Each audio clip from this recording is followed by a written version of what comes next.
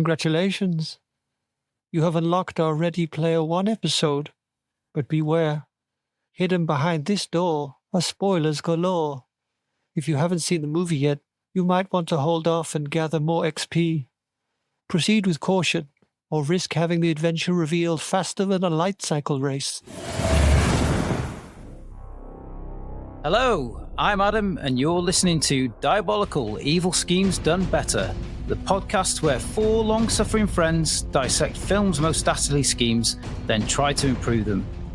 This week, we shall be competing to improve the villainous scheme of 2018 blockbuster Ready Player One, with not one, but two special guests. So, make a film where you form part of the subject matter, then insert an insane amount of pop culture references, and let's get diabolical.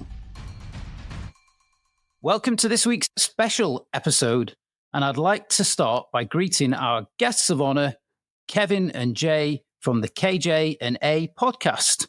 A very warm welcome to you both. Hi. I hate it. Not the woos. I can't help myself. The woos come as they please. This feels like it's been a long time coming. It has been a very long time coming, for at least since we started talking about doing guest episodes. Yeah. You guys were one of the top on the list, and we got it to you. So there you go. I feel like once we decided this was the year of the guests, it's been nonstop. It has been it's like right now I'm loving every fun. Good. We've had so much fun. We've done 3 fellow podcasters recently, including yourselves, and they've been like the most fun episodes to do. So it's been it's been really great. So we're going to be definitely doing a lot more. I'm psyched to be here, but I just like being allowed to talk to people. So.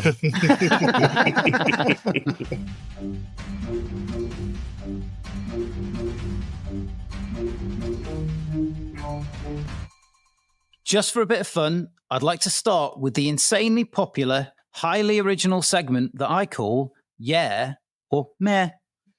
Basically, for the benefit of Kevin and Jay, I list several films from 2018, and you respond with yeah in the affirmative, that you like it, or meh in the negative, that you're not so fond. Got it? Got it. Yep. Good. So, can I please have a yeah or meh for the following films of 2018? Hereditary. Yeah. Yeah. Big yeah. I've never seen it. Yeah, it's a big yeah from me. Oh. I still haven't seen it. Sorry, Gaz. You're a real piece of work. You know that. I know. It's right at the top of my to-do list. Oh, you've got to watch it. You've got to watch Things it. keep coming up. Once seen, never forgotten that film. That coal won't clean itself. Exactly. The Night Comes for Us. Yeah. Yeah. Yeah.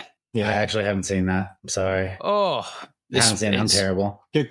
I'm trying to get good. I'm sorry. Avengers Infinity War. Yeah. Yeah. Oh, yeah. Yeah. Yeah. Yeah. Never seen it. Solo, A Star Wars Story. Man. Yeah. I'm going to go with meh. Meh. Oh, Yeah. Guiltily, I like that one. Me too. Haven't seen it. I like it. I've revisited recently after a couple of years of thinking it was a load of shit. And then I watched it again recently and I was like, it's not bad. You know, maybe it's like Talladega Nights. You just need to see it a second time to enjoy it. Yeah, it is.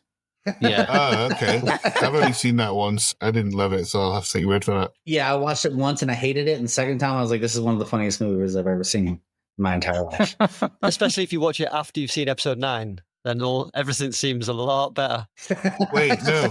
We're really getting confused here because we're talking about Talladega Nights and Solo a Star Wars Story at the same time. Sorry, I distracted everyone. I'm sorry. That was my fault. Talladega Nights gets a lot better after you've seen Rise of Skywalker, that's for sure. Last but not least, a Black Panther. Yeah. Yeah. Yeah. Yeah. Oh, yeah. Oh, yeah. Yeah. It's a hard yeah. Mm-hmm. No hesitation, yeah. Chadwick Boseman was most phenomenal T'Challa that they could have casted. Mm-hmm. Yeah. Fantastic. So to date, the only MCU film we have covered. The only one you've made me watch. Yeah, but that's for now. I mean, that's pretty good standalone, though. Oh, yeah. That one's pretty good standalone. It's better than a lot of James Bond movies. Yeah, but I have like a nostalgic connection to all those old James Bond films. That's fair. If you got the nostalgia connection, it makes it a lot better. You have something to grip onto. So she said. Hey! He's back. He never went away. Just saying what we're all thinking. Just striking like a cobra in the night. We have, of course, already covered the Black Panther all the way back in season 1, episode 19. And The Night Comes for Us earlier this year in episode 88. Don't Google that number.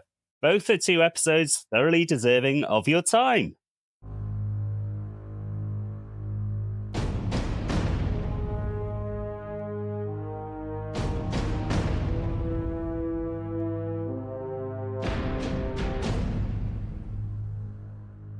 Right. Next, my colleague Ben, who should be seated over here, Hello.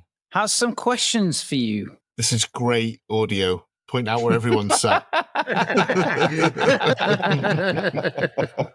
So this is the part of the show where we ask our guests some scientifically determined questions to find out just how diabolical they are.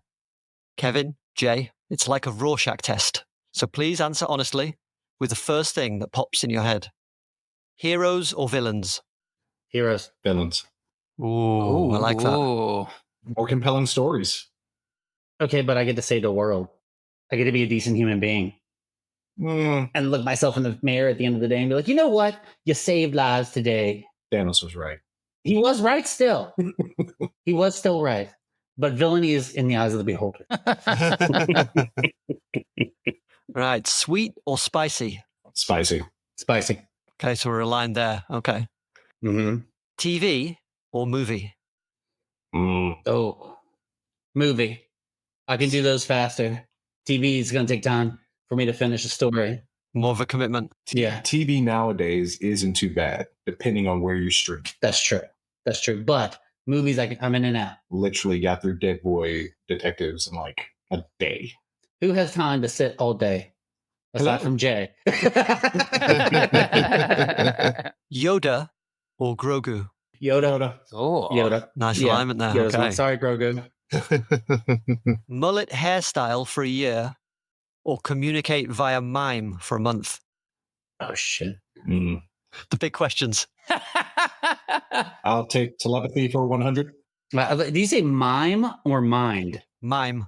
Yeah, mime. You have to like Even better. I don't have to say shit. Perfect. mullet because I can put it under a hat. Okay. Nice. The zombie apocalypse is here. Who's the leader and who's the wild card? I'm the leader. You're the wild card. Always. Mm-hmm. Yeah. He sets them up. I just knock him down. That's all. I would come up with some tomfoolery ways to take out zombies. You would. Mm-hmm. You would. And I'd be like, that's fine. Let him do what he wants. He's fine. Piano chord do. Stop coming up with inventive ways to kill zombies. Just make sure they're dead. Just hit them with the stick, Jay. You don't have to push the piano off the roof. It's fine. No, I put in the work. It's going to happen. It's going to sound lovely on the way down.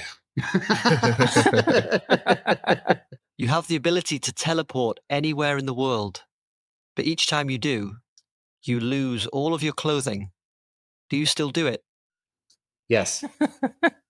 I mean, it saves so much money. Yeah. It's saving money. Whoa. Can I carry a suitcase? I'll give you a suitcase. All right. Suitcase. Aha. But all the clothes disappeared from it as well, though. So you only got the suitcase. I can put leg holes in the suitcase. A grenade lands perfectly between you. Who dives on it first? Me, because I'm a hero. Really? You're going to use the hero card? Oh, I'm sorry. You were fully prepared to use the villain card earlier. I mean, I'm gonna be like Steve Rogers. back up. No. See, I love how he did that, but I'm like, and we punt that son bitch. Dang it. Who is diving? Punt. Yeah, I might lose a leg or two. And you kick me in the face because I died for it. Wah, wah. If you woke up as each other, what's the first thing you would do? Look at my pants. That is Honesty. 100% honesty. Okay, and finally, Who needs taking down a peg or two? Oh, down jump, yes. Yeah, 100%. I could think of quite a few flights of stairs he can be knocked down. Pegs, stairs. I don't think you find any yeah, disagreement here. braces. Whichever's closest. Stories, whatever. Oh, jeez.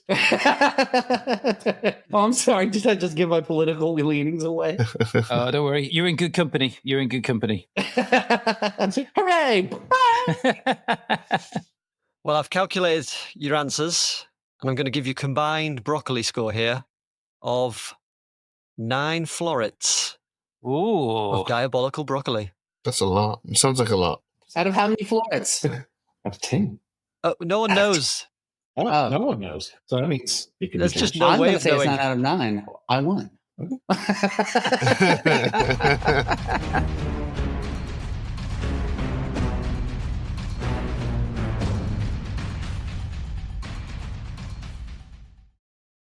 Ready Player One is directed by Steven Spielberg and is based on the far superior novel by Ernest Cline. It's set in a dystopian future where people escape their reality by immersing themselves in a virtual reality world called the OASIS. The story follows a young protagonist named Wade Watts as he embarks on a quest within the OASIS to find an Easter egg left by its creator, James Halliday, which promises immense wealth and control of the virtual world to the winner. Ready Player One had an estimated budget of around $175 million to $190 million. It grossed over $582 million worldwide at the box office. The film received generally positive reviews for its visual effects and is packed with nostalgic references to pop culture from the 80s and 90s. Although some critics found the story lacking, it has an aggregated score on Rotten Tomatoes of 72%. And I would say, at this point, I don't know whether the novel is superior or not. Like, those are Adam's words, read by me. I haven't read Ready Player One. It's worth a read. Novel's better. Yes, but what did you guys think of the movie? I mean, I liked it. My problem is if I've read a book and then I watch a movie based on the book, I get very angry because if it's not exactly to the book, I get very upset. Yeah. But I knew that this one wasn't going to be to the book, so I tried to just enjoy it. And it wasn't terrible. And I think while there seemed to be a lot of plot holes, I think that the nostalgia kept me drawn in with this one. Yeah, I'd say the cast for me kind of sold the film. That and then the jump between a CGI game world and the regular world, being able to bring out all these different things like Akira, Godzilla, King Kong.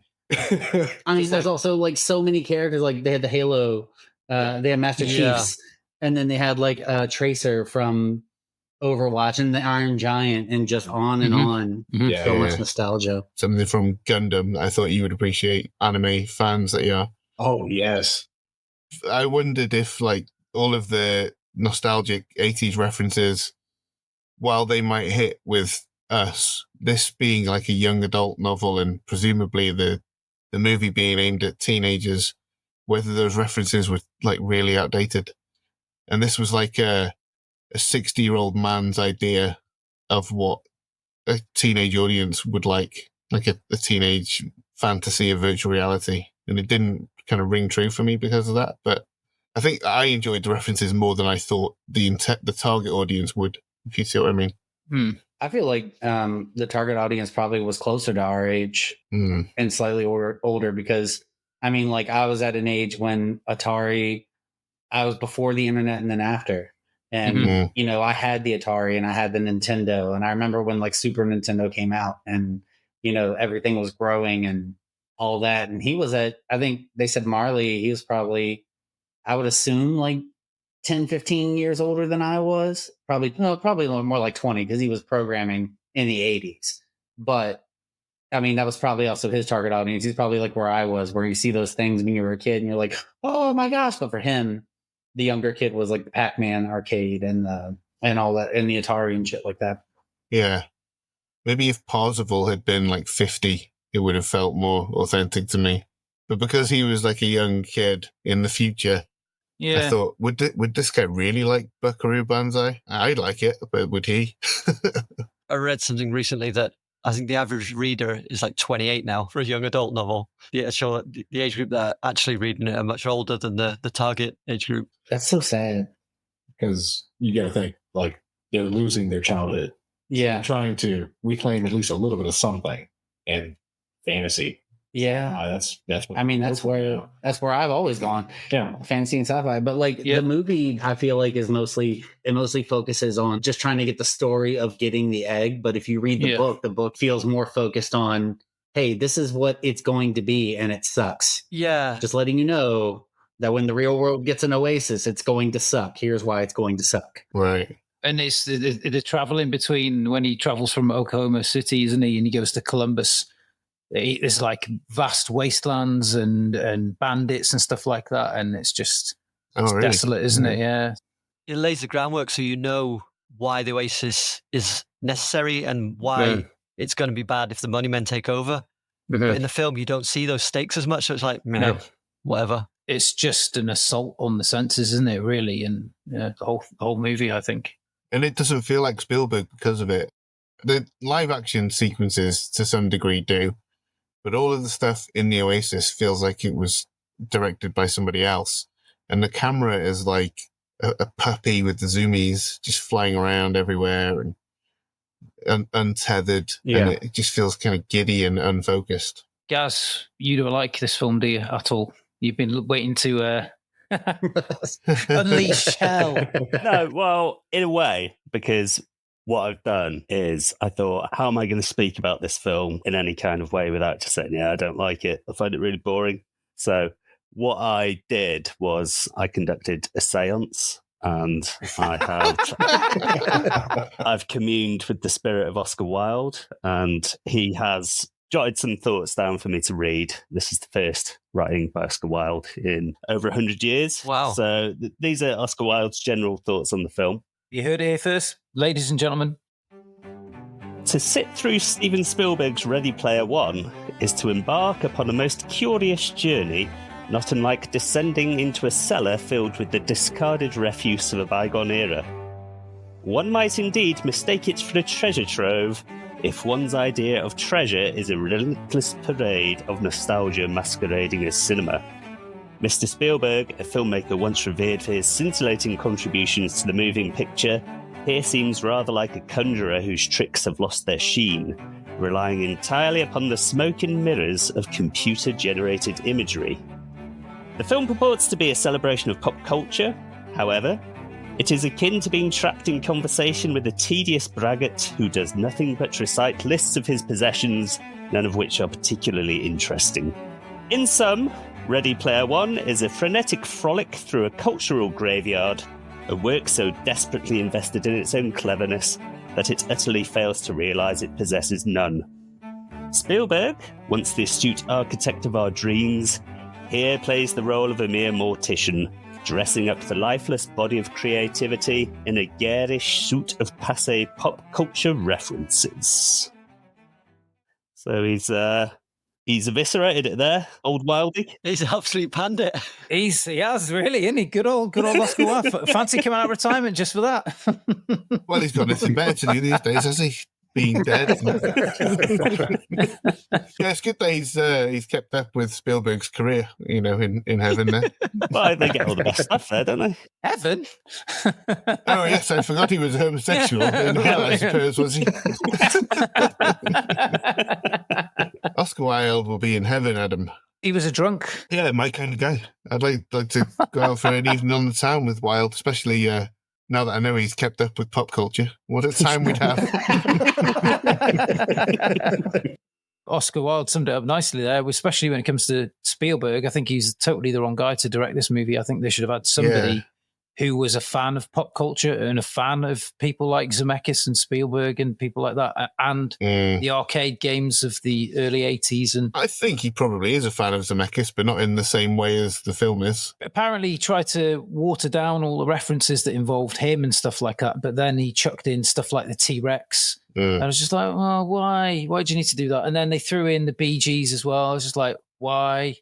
Got to compare it to the book, because the book, it unfolds the whole universe, the whole world building is so much better. and you actually care about the characters. The characters are paper thin in this. Mm-hmm. They just all of a sudden, Artemis and Parsifal are in love, and that's it. And it's like, oh, right, okay, where the fuck did that come from? It's Olivia Cook, isn't it? Yeah, she's lovely, obviously, but Enough said. The thing that did it for me is that when we see Wade for the first time, the stacks don't look that bad. yeah, But in the book, you spend a bit of time with him learning how bad that world is, and so then Right. you understand why the Oasis is what it is. Yeah. But it looked quite fun. He's sliding down poles, smiling at his neighbours and dancing down the Yeah. street. It's like, The, all right, the okay. problem is, he's too good at parkour, isn't he? And what should have happened is, when he gets to the bottom of the stack, he awkwardly slips. Landed in a dog turd. Yeah, with a dog turd, and his ankle goes. Never step in a dog turd in the Oasis. And then, I get it. And now that's why it's important. Clean shoes.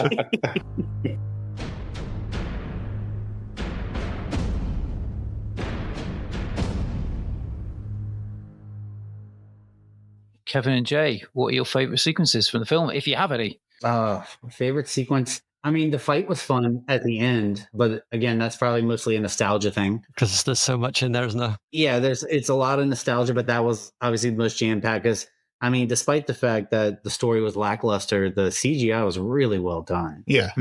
It was super pretty and very nice. But I like when they have like their avatars. You could tell who they were outside of that because it looked like they just took their face and then just melded it just a little bit. Mm-hmm.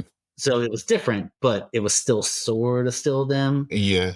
But yeah, I think that fight at the end, like with the Gundam and Mechagodzilla and all that stuff, I thought that was pretty fun. Yeah, I got to go with the last fight sequence. Like I said, specifically the RX-72, 78-2 versus Mechagodzilla with Nolan Sorrento piloting.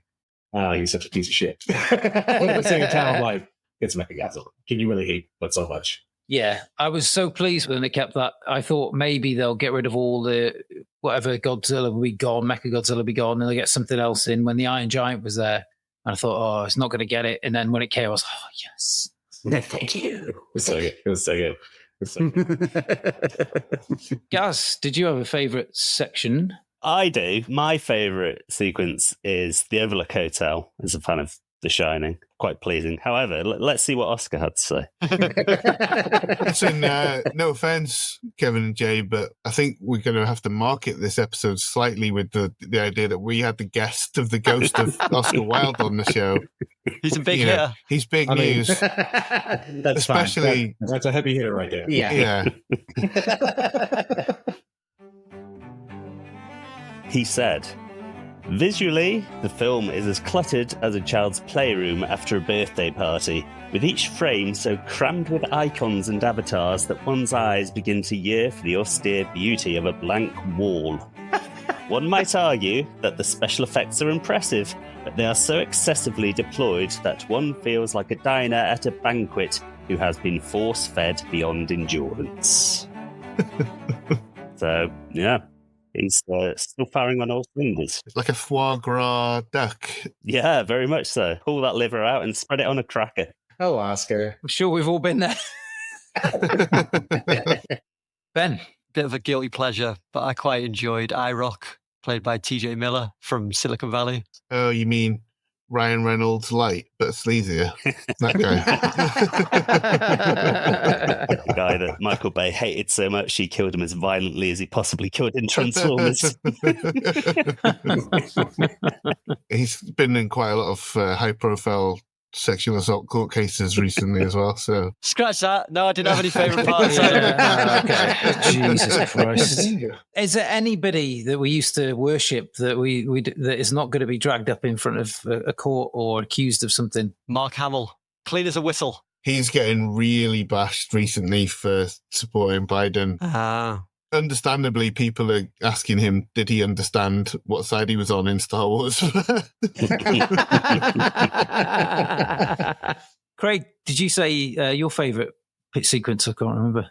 I haven't said yet, but somebody brought it up earlier as something, as a negative. And the first time I saw it, because I've seen it twice, my initial reaction to it was, like most things, what the fuck is this? No kid likes this. It's the Bee Gees.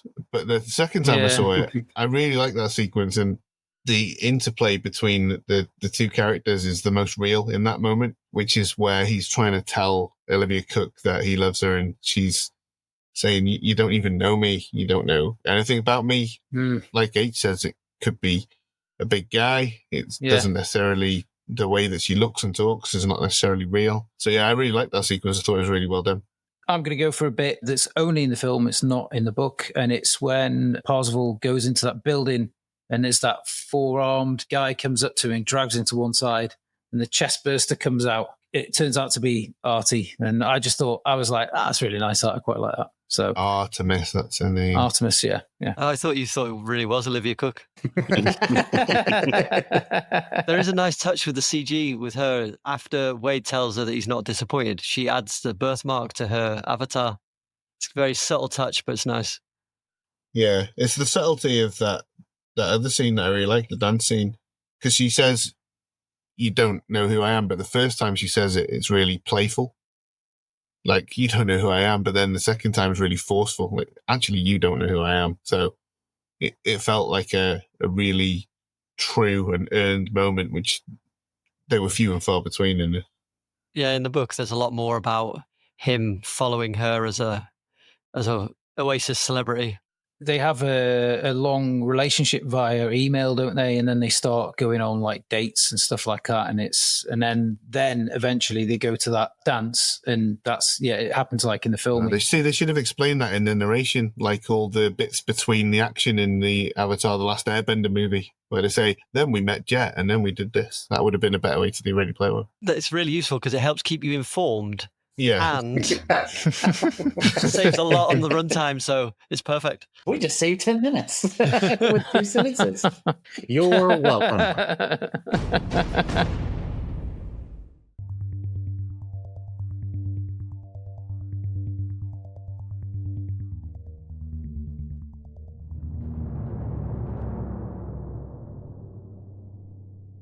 Right. Favorite lines? I can't think of a line that stood out, really. There's quite a lot of lines from the book in there, though, isn't there? So, what about one of the lines where they explain what the pop culture reference is? Does someone at some point say, let's go? Or does someone say, come on? Or does someone say, let's do this? My favorite line is the spell to turn off the bomb at the end. Yeah, that's my favorite line. My favorite line comes just after that with IROC, who I mentioned before. He puts his arm on Nolan Sorrento's shoulder and says, no man is a failure who has friends. You know what? He's not wrong.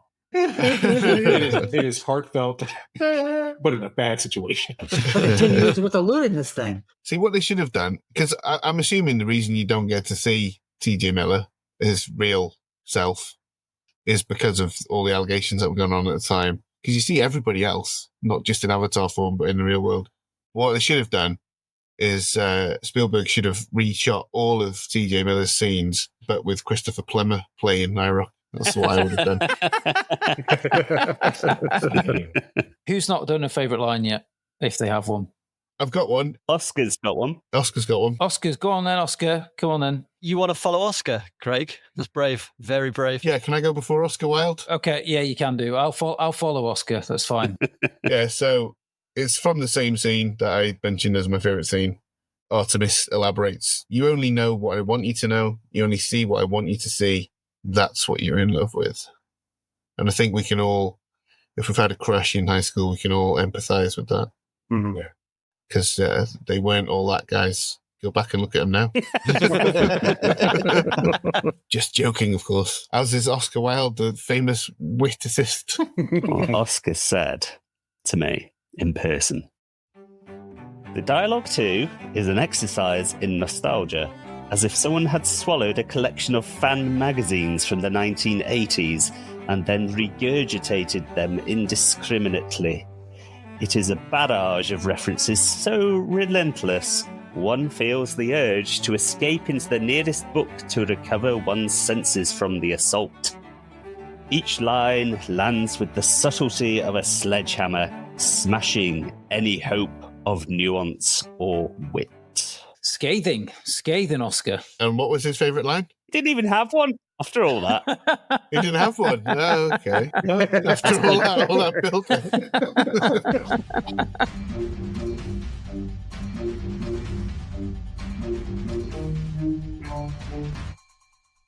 Nolan Sorrento, the CEO of Innovative Online Industries, brackets IOI, aims to gain control of the Oasis by finding Halliday's Easter egg. Sorrento employs an army of Sixers to locate the egg and uses ruthless tactics, including real-world threats, to eliminate Wade and his friends. If successful, IOI would monetize and commercialize the Oasis for profit, imposing restrictions on users and transforming it into a corporate-controlled environment. What did we think of the plot? The plot is good. His means are great, but I feel like he did not properly use everything at his disposal to achieve the goal. I feel like he fell very short. You literally run a huge company. You have an army at your disposal. You have real-world assassins. You have in-game assassins. Why only hire one? Yeah. Yeah. Why? I mean, Sir, you have money beyond belief already. Use it. use your money. Kill all who oppose you. Because you never saw any cops until the end of the movie. Where were the cops? Yeah, and, that's probably my only comment about the plot is that whole IOI is everywhere. Yeah. Sixers are freaking everywhere. You don't see cops until the very end of the movie. They weren't investigating that bomb thing at all. No. I mean, their first instinct when, oh my gosh, I've been captured wasn't, let me call 911 or let me call cops and let's see what happens. But no, there's no cops until the very end. We don't call the cops in the stacks. You just step over your dog shit and move along. Just while we've been talking, and I come up with the best plan. And what you should have done is use the Sixers as soldiers, just killing people as cannon fodder, just killing everyone in the Oasis. Zero out everybody's account. They have nothing to do. Yeah, zero them, and then put the actual Halliday scholars in the game because everyone can use the Oasis, right? Yeah. I would have voted for this, but this isn't your official plan, so tough shit. It's not my plan. Oh, that's just come to me now. So I'm giving Nolan Sorrento 1 floret of broccoli. Useless. Wow. Useless. Is that... I can't keep track, but is that a new low? It's an equal joint new low. Wow. Wasn't the last plan one floret as well? Couldn't tell you. Once I've said it, I don't remember what I've said. Anybody else want to say anything about the abysmal showing for Nolan Sorrento? I have a final word from Oscar. Oh, good. I was on tenterhooks then. He always does. He's a chassis bastard. You gotta punish him good and proper when you're finished with him. The plot, as thin as a dowager's smile, involves young Wade Watt's quest to find an Easter egg in a virtual reality universe that resembles a digital attic filled with the detritus of the 1980s. One might assume that the dreary inevitability of discovering this Easter egg would be at least somewhat alleviated by the scheme of Sorrento. Yet here we are. Dire. I think we should give you some props because I know that Oscar Wilde's preferred method of communication is the Ouija board, and it must have taken you fucking hours to communicate these messages. Just Dowager would have taken like 20 minutes.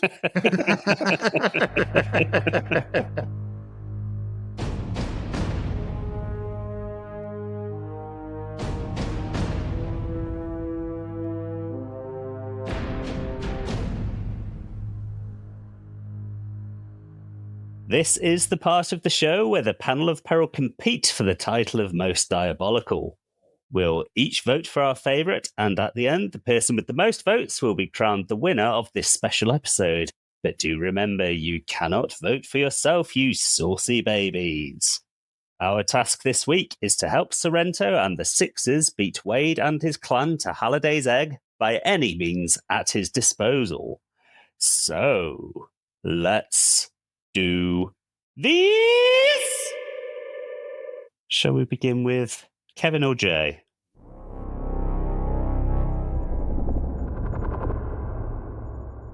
Imagine that there are 3 keys everyone needs to get, and then you have to get an egg, which is the final Easter egg. And then when you capture the person who is most against you, don't put her in a VR suit. Done. You win. You didn't. You just don't put her inside the bubble. That makes total sense. Why does he do that? Yeah. Take her out of the Oasis, and then she can't take down the shield from inside. She can't take down the shield. You don't. Oh, you need her to work and move those bombs in a virtual world. You can't think of any other way. But Nolan said, "Bitch, you better have my money." Yeah. He said, "Give me monies. Okay. Work. Okay. Do the thing." Okay. I think he'll be all right. She just. Yeah, you could have like taken her out. There's a bajillion different ways. You could have like put her through processing. It would have taken a while. Re-education. Yeah, re-education. There you go. Say anything else but let me put her inside the bubble. Okay. Yeah, that's a good one. Okay, Jay.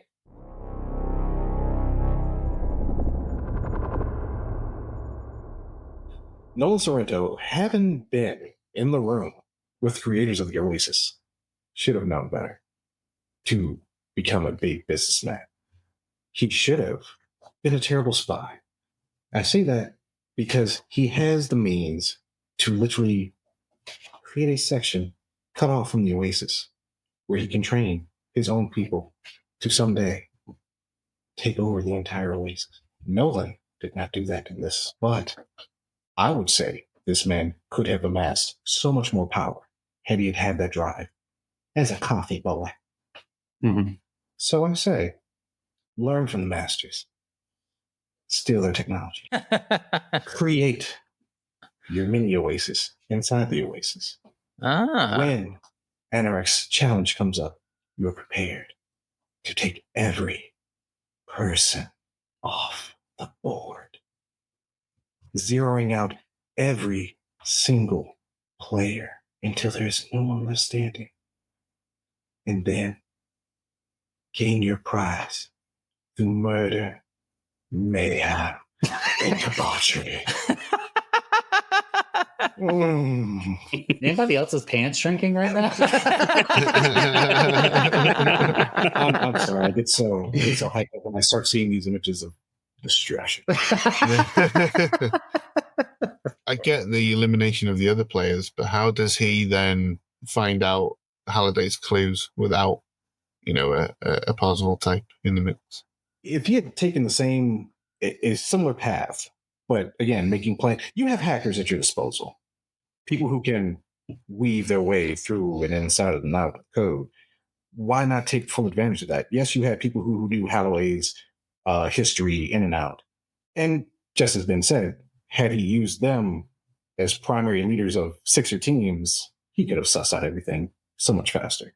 But he didn't. He left them in little rooms, constantly arguing with each other. Yeah, it's so weird. Do not allow them in the Oasis. You're leaving out your biggest and literally heaviest hitters. I mean, they should have been in that library most of the time. Well, like I said, the man lacked the drive until it was too late. Who fucking puts a password on this? Boss Man 69. Get the fuck out of here. Okie dokie. Any further questions? And then I shall go next.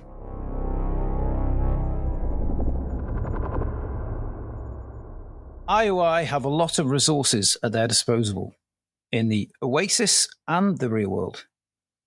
They've been using those powers to leverage the competition in their favour, but haven't had much success. Sorrento turns from his oology department and instead using a more traditional technique. Computer hackers have been around even before the dawn of computers. Shortly after the invention of the telephone, young phone operators pranked callers by switching telephone lines. This showcased one of the first cases of technical loophole being exploited. Sorrento's hackers use a similar scheme to hack Oasis accounts. As the IOI hackers monitor the logins into the Oasis servers, they search for the player of Parzival, Artemis, and their friends. When they see them enter the game, they capture their unique login HTML script and redirect the high five into an Oasis of IOI's making. In this version of the Oasis, Halliday's cryptic clues lead nowhere. Yes, they do contain nuggets of information that seem like a Halliday riddle, thanks to the Oology Sixers.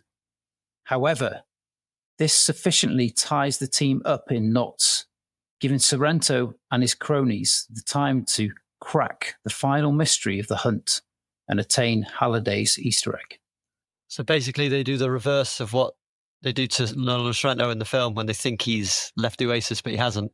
It's basically like the Matrix construct kind of thing. So they upload them into a different thing so they can just do whatever they want. And just Good idea. Do you think Parzival would just know in his gut, like it wasn't in the real Oasis? He'd just look around and in his gut, he would just go, "Oh, this isn't Halliday's creation. Everything's made of crayon."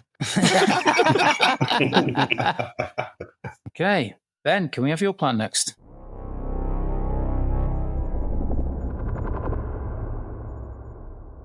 First, Nolan Sorrento sets up an Oasis account named Good Morrow. Then he uploads a series of videos over a period of time, and each video is a carefully selected clip of Halliday's favourite memories with Ogden Morrow. Nolan gets his team of Sixers to watch them repeatedly, which skyrockets their view counts and makes them trending topics within the Oasis. As the videos gain popularity, Nolan seeds the Oasis with quotes from Halliday glorifying friendship and collaboration. Meanwhile, the Sixers, in disguise, mind you, spread rumours across chat rooms and forums suggesting that Good Morrow is Halliday himself speaking from beyond the grave, guiding the players to the real meaning of the game. As the buzz grows, and when the idea of friendship has almost eclipsed the original quest for the egg, Nolan releases his masterstroke, a deep-fake video of Halliday. In this fabricated announcement, the creator speaks directly to Oasis users. He declares that the famed Easter egg hunt was never about winning riches. The real treasure, the faux Halliday proclaims, has been the friendships you've made along the way. As players across the Oasis embrace the message, Nolan quietly continues his original mission. The world distracted, he maneuvers his avatar through the now peaceful landscapes of the Oasis, guided by the smart redhead, who he has promoted to chief eggy advisor, unlocking the final real clues that lead him to the untouched egg. You think Parzival would just know, just in his gut? Oh, my God. I hadn't foreseen it, but now you bring it up, maybe. Halliday was essentially like a recluse, though, wasn't he? The only friend he had was the great and powerful Og. So it'd be going against everything anybody's ever known him to stand for, essentially. Didn't the library contain every single one of his memories too? Yeah. Like every second of his memories? That's it. It's the, what was it called? I can't remember what it's called now. It's called the Halliday Journals, I think. The journals, yeah. In the book, it's called the Anorak Almanac. What's way better? And it's another reference to Back to the Future they could have shoehorned in. Because we needed one of those. Remember the Rubik's Cube from Back to the Future, everyone? I'll tell you what, the name Good Morrow, that's good. I like that. That's what started off the plan I was thinking. Yeah, it started with a name. Good Morrow. Okay, start with the name now. What are we going to do with that? Okie dokie. So there's no further questions for Ben. Then we'll move on to Craig.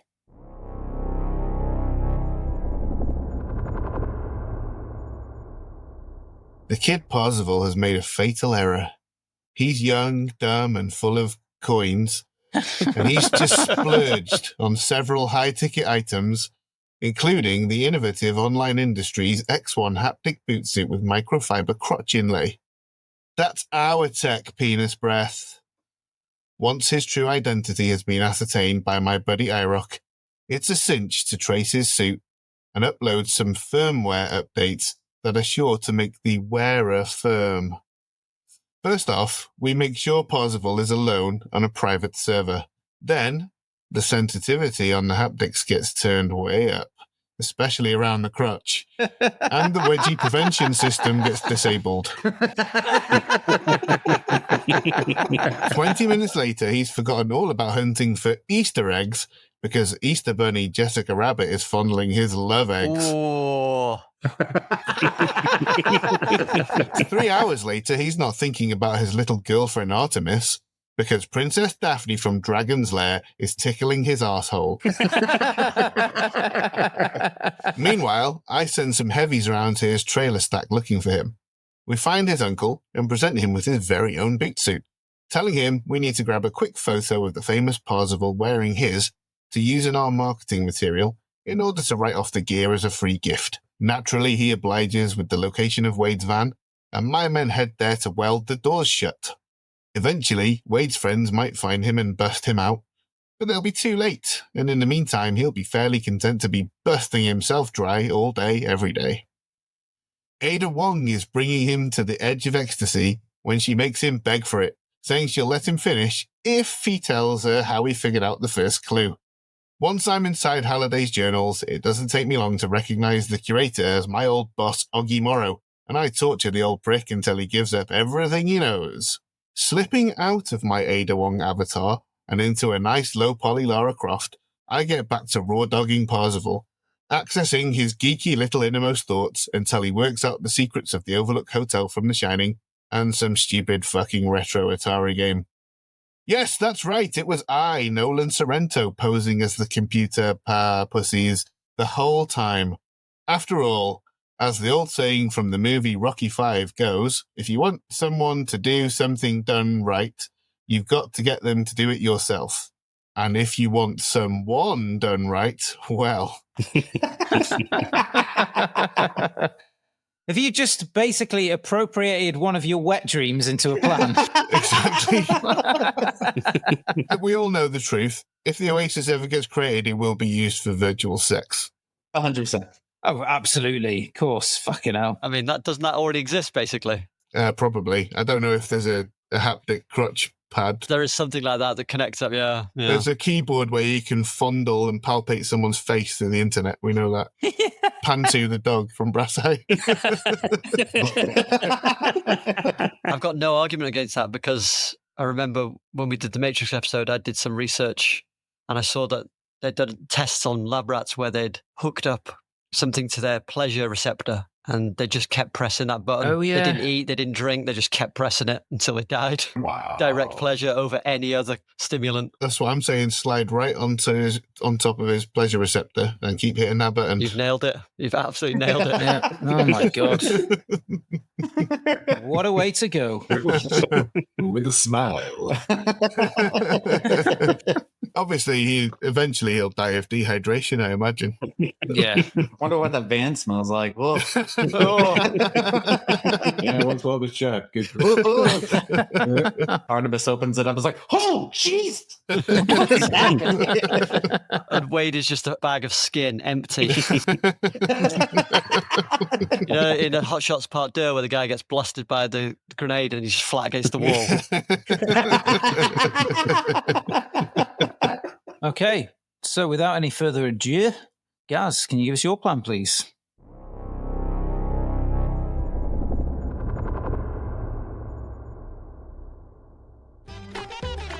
Hello, I'm an egg. Yes, a medium free-range egg laid by happy free-range chickens. Happy, clucky, feathery friends pecking corn and little eggs of all sizes, including medium ones like me. But it's not all fun and games. In a quaint village market, a young boy saved his pennies to buy a single egg, dreaming of the small cake he'd bake for his mother's birthday. Cradling the precious egg on the journey home, he imagined her smile.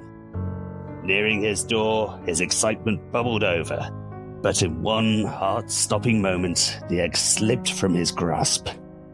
It hit the ground, splattering hope and yolk alike. The boy stared at the broken egg, his small shoulders drooping under the weight of his loss. His surprise, his joy, dissolved into the dirt, leaving only tears and a dream unfulfilled. And that boy grew up to be Nolan Sorrento, a man incapable of fulfilling any of his dreams or goals as regards eggs. So I couldn't solve it. Could not crack that nut or egg. Okay. Okay. Well, at least that leaves the questions section quite clear. So thank you very much.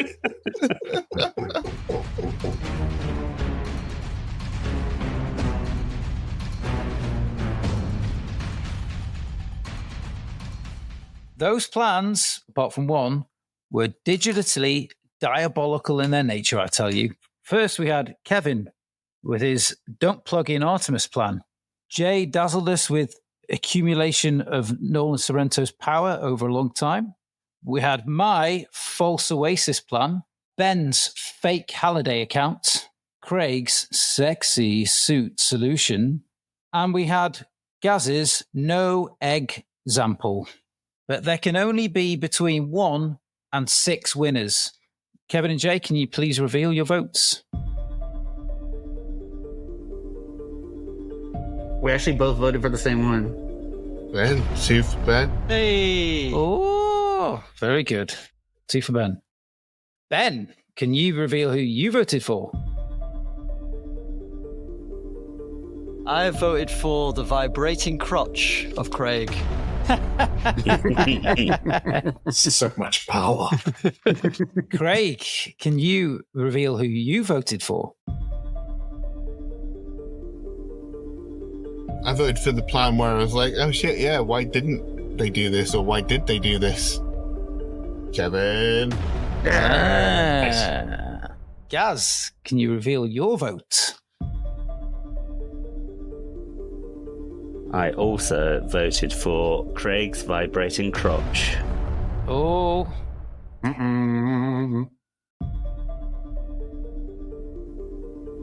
And Craig's going to pip Ben to the post here because I voted for him too. All right. Oh. Sex sales. So Craig is this week's winner. I think the real winner was culture because we got Oscar Wilde back. Plus all the culture that it was oozing out of all of our plans as well, especially mine. Just before we leave, Kevin and Jay, this is your chance to grab the mic and tell everybody a little bit about your show and where we can find more of you. Well, we're KJ and a podcast, and we are basically everywhere you want to be. So Facebook, Twitter, Instagram, TikTok, YouTube, we're all over the place. We are a variety podcast that does reviews, talk crap. We love Marvel, we love DC, we love music, we love just about everything. So if there's ever a topic that anybody wants to hear us do, we're always down to do it. And subtly reference it initially and then veer off completely and have nothing to do with an original topic. And then we go back to it at the end. Yes, we always around. Your digression is legendary. It's like sometimes it's like 20 minutes and you go like, what are we talking about? And, oh yeah, we somehow left breadcrumbs along the way, so we can find our way back. It's usually, I think we said that at least 2 or 3 times an episode. Wait, what? How did we get here? Thank you guys for having us on, though. It was a lot of fun. It's an ambition fulfilled for us. So thanks very much for agreeing. It was great. Thank you.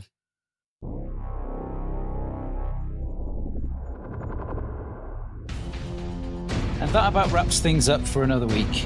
Thanks for listening. If this is your first time listening, don't forget to like and subscribe.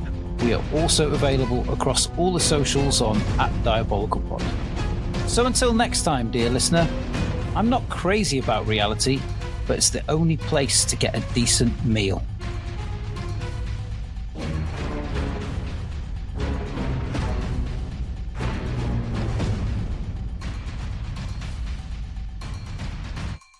I thought you were going to say, I'm not crazy about reality, but it helps.